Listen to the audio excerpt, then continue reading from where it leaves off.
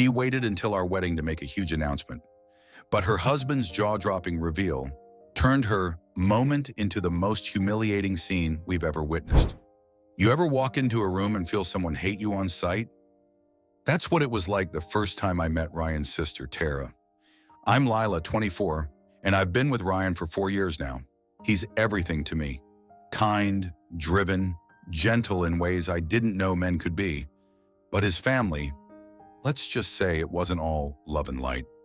Ryan comes from a traditional Asian immigrant household, and in that house, there was one clear golden child, Tara. She was the academic star, the obedient daughter, the pride of their parents. Meanwhile, Ryan, he was the disappointment, the boy who liked chess and basketball instead of calculus and chemistry. They didn't understand him, didn't try.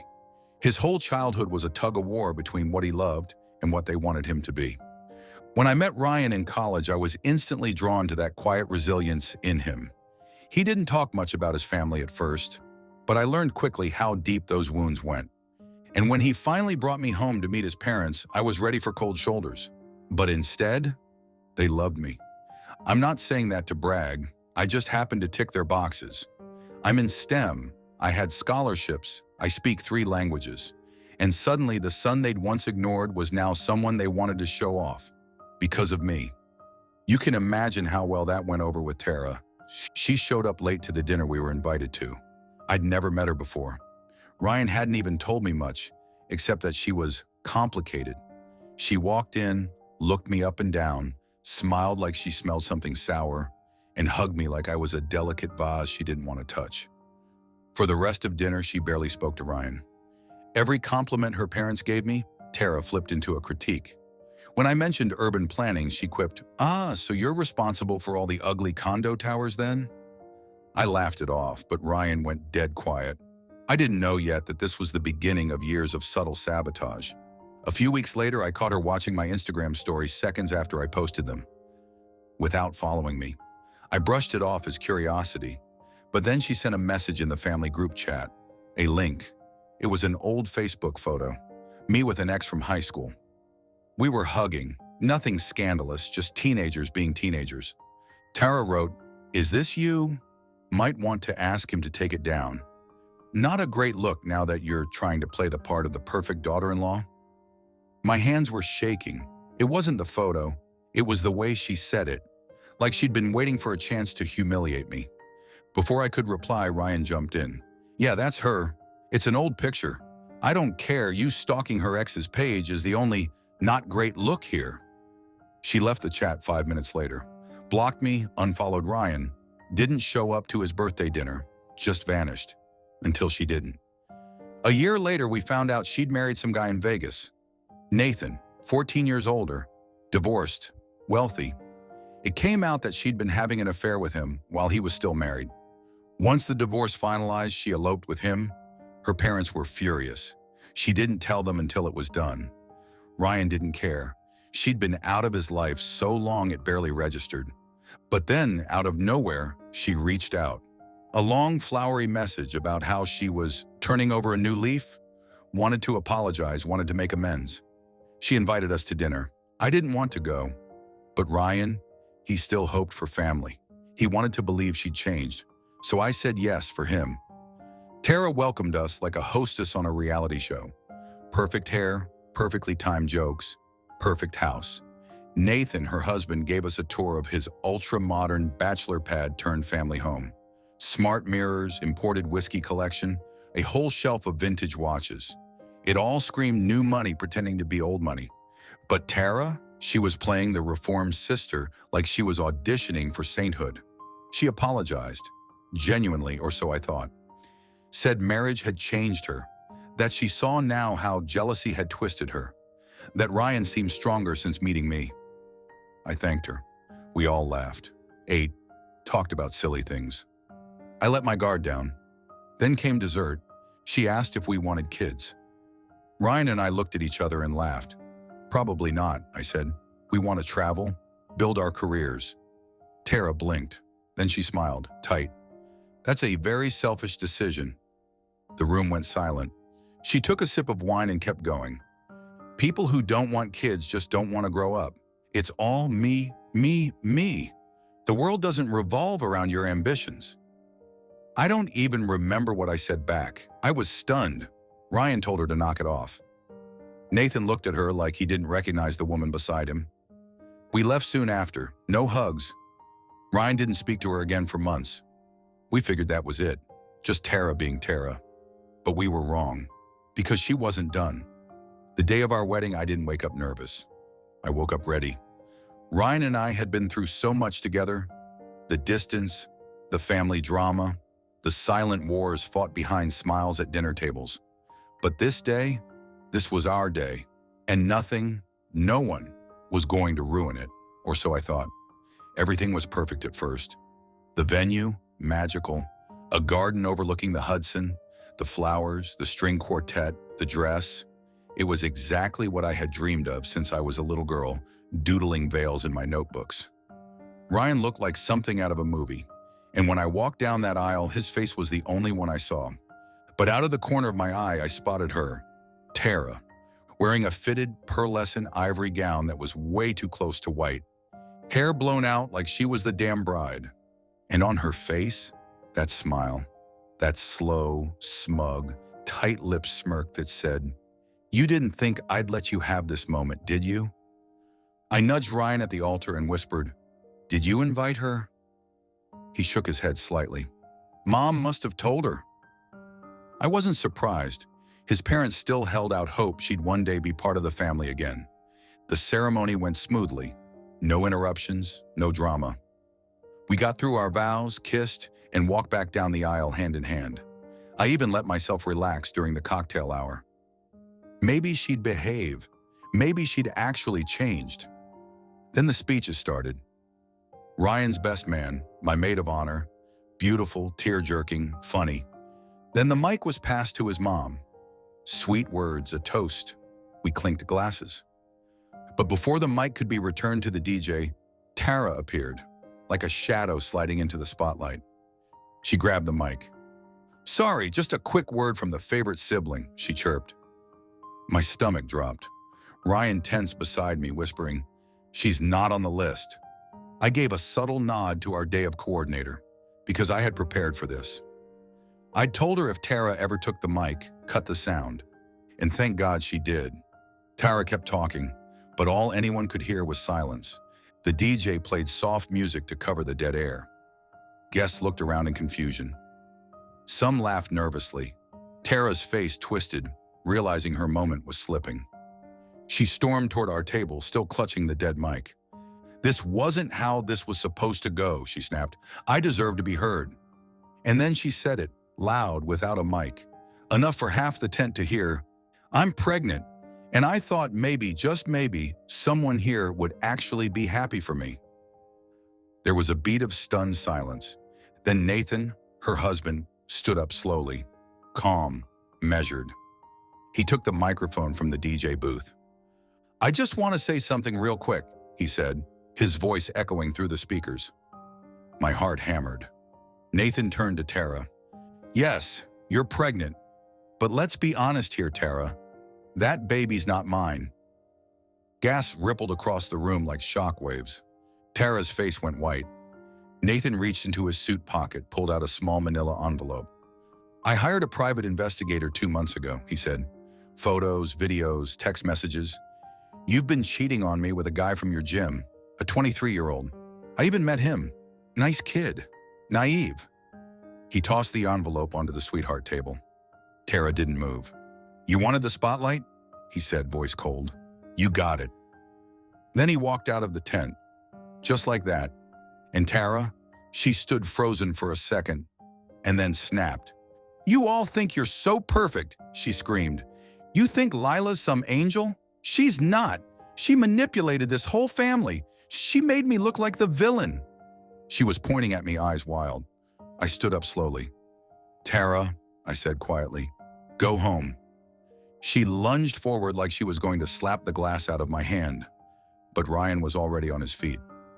Security, yes, we hired security too, just in case, escorted her out while she shrieked about betrayal, about lies, about how everyone always sides with Lila. The music resumed. The party slowly crept back to life. But the wedding, the magic, it never quite returned after that. Tara's tantrum became the talk of the night. I smiled through the rest of the evening, posed for pictures, even danced with my dad, but inside I was boiling. How many times do you have to forgive someone before it finally breaks you? After the guests left, Ryan and I sat in the honeymoon suite in silence for a while. Then he turned to me and said, "We're done. She's out of our lives, for good." I nodded. I believed him. But Tara wasn't done. Not yet. A week after the wedding, the emails started. The subject lines alone made my stomach turn. "You humiliated me. You destroyed my marriage. I hope you're happy." Inside unhinged rants. She blamed me for turning the family against her, accused me of sabotaging her future, claimed I had leaked her affair to Nathan. I hadn't. I didn't even know about it until he said it at the wedding. She called me a manipulative bitch, said I'd never be a real part of their family, that I was just a brown-nosing academic whore who got lucky. And that was just week one. Ryan saw every message. I didn't hide any of it. He wanted to reply, to defend me, but I told him no. She wanted attention. I refused to feed the fire. But Tara wasn't done. After Nathan filed for divorce, yes, he moved out that same night and went full scorched earth. She tried moving back in with Ryan's parents. They said no. At first they were hesitant. They're not cruel people. They offered to help pay for a rental or support her emotionally. But Tara, she demanded the master bedroom. She tried to guilt them by showing up in tears, clutching her belly like a prop, saying, "You can't abandon your grandchild." Then Ryan's mom found out about the gym guy, not from Nathan, but from the photos the PI had left behind, which made their way to Ryan's dad. Photos of Tara at a diner, at a hotel, kissing someone who looked barely out of college. That was the final straw. They told her, flat out, she needed therapy. That until she was willing to take accountability, she was not welcome in their home. That they loved her, but they wouldn't enable her. Tara called it emotional abuse. She called me the puppet master, claimed I'd poisoned the well. But the truth? She had done it all herself. She tried living with friends, but no one wanted the drama. She'd burned bridges in every direction. Even her co-workers knew about the wedding meltdown. Word travels fast. Last I heard, she was crashing on an acquaintance's couch, still pregnant, and still hoping the baby's father would come back. Spoiler, he won't. As for Nathan, he's living his best post-divorce life. And the weirdest twist? He and Ryan became friends. Not best buds, but respectful allies. They met up once for coffee to talk through the fallout. Nathan apologized for not seeing Tara's behavior earlier. He said he wished he'd noticed how she treated Ryan from the beginning. He even sent us a wedding gift after everything. A beautiful wooden chess set, custom made, with a note that said, "To the real king and queen, may your games always be honest." I cried when I opened it. Ryan and I moved on. We traveled. I got promoted. We bought a small apartment together in the city. We don't talk about Tara much anymore, except when we get random spam emails that we know came from her burner accounts. Sometimes I wonder if she regrets it. Not just what she did to us, but the life she threw away just to be the center of attention. Maybe she thought being the golden child meant she'd always land on her feet. But eventually, when you burn everyone who ever stood near you, you're the only one left in the fire. It was 6 months after the wedding when the email landed in my inbox. No subject line, just a preview. "Please don't delete this. I'm begging you." It was from a Gmail I didn't recognize, probably her latest burner. Tara had a habit of hiding behind masks, even now, even after everything. I hesitated. Part of me wanted to delete it outright. Another part, the part that had tried, again and again, to give her the benefit of the doubt, that part opened it. The message was long, desperate, disorganized. The kind of message you write at 3 a.m. when the silence gets too heavy and no one's answering your calls anymore. She said she was living in a dingy studio apartment in a bad part of town, that the baby's father, the younger guy she'd been having the affair with, had ghosted her, blocked her. told his friends she was some crazy older woman he'd messed around with once or twice, that he didn't want to be a father, that he didn't even believe the baby was his. She tried reaching out to Nathan. Once, he didn't answer. He didn't even acknowledge the call. She wrote that she sat with the phone in her hand for hours waiting for it to ring back. It never did. Her friends? Gone. She said the ones who stuck around after her elopement drifted off once the truth came out. About the affair, about the wedding, about the public humiliation. Even her co-workers started treating her differently. She didn't say it outright, but I could read between the lines. Her job was on shaky ground. And her parents? They'd cut her off completely. She said she tried to go home one night, stood on their porch with her suitcase and her swollen belly, knocked on the door, rang the bell, waited. No one opened. Her mother had texted her afterward. "We love you, but we cannot help you anymore. We tried." That part hit me harder than I expected. I couldn't imagine how cold that must have felt, but at the same time, I understood. They had chosen peace, boundaries, something they should have drawn years ago. Tara rambled after that, about how she never meant to hurt Ryan, that she was just jealous, that seeing their parents love me the way she had wanted to be loved broke something in her. She said she thought she could compete, be louder, shinier, more impressive, and maybe they'd look at her again the way they used to. She admitted she always felt like a star fading in her own family. That being the golden child only worked until someone else walked in with more polish. Her last lines were quiet, almost childlike. "I know I ruined your wedding. I know I made your life hell. I didn't want to be this person. I don't even know how I got here. I'm scared. I don't have anyone left. You won. Please, can we talk?" I sat in the dark, reading that message over and over. And Frankie, I'll be honest with you, for a moment, a tiny part of me pitied her. But then I remembered every moment she had to make a different choice. I remembered her digging through my social media to find old photos with exes, just to humiliate me. I remembered the dinner where she called me selfish and told me I wasn't a real woman because I didn't want kids. I remembered her storming our wedding, screaming in front of 150 people, trying to take my moment and twist it into hers. And I remembered my husband, sweet, loyal Ryan, the man she mocked and belittled since they were kids, the one person who still gave her chances, long after she'd burned every bridge. She didn't just hurt me, she shattered him too. She thought this was a competition. It never was. I didn't win. I just refused to keep losing by playing her game. So I didn't reply. I didn't forward the email. Didn't show Ryan. I didn't want her words poisoning our peace. I didn't want to open the door. Not even a crack. Instead, I clicked one button. Block. And just like that, the noise was gone. Not out of vengeance. Not because I hated her, but because I loved my life too much to let her back in. Ryan and I, we're happy. Unapologetically, quietly happy. The kind of happy that doesn't scream for attention. We cook on Sunday nights. We read together. We hold hands while watching Netflix.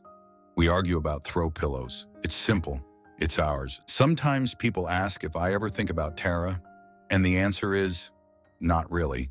Because that's what happens when someone loses every chance they were given. They become a ghost, a lesson, a name you remember only to remind yourself of who you'll never be. She wrote the story of her own downfall, and I decided to stop being a character in it. Thank you for writing with me.